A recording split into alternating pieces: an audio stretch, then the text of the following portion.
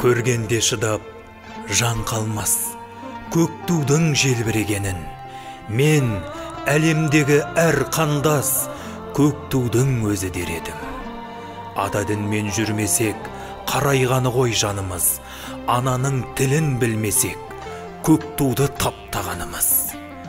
Өмірлік жарды таңдасақ, уәдеде тұрсын еріміз. Қазақтың қызын алдасақ, көк туға түкіргеніміз.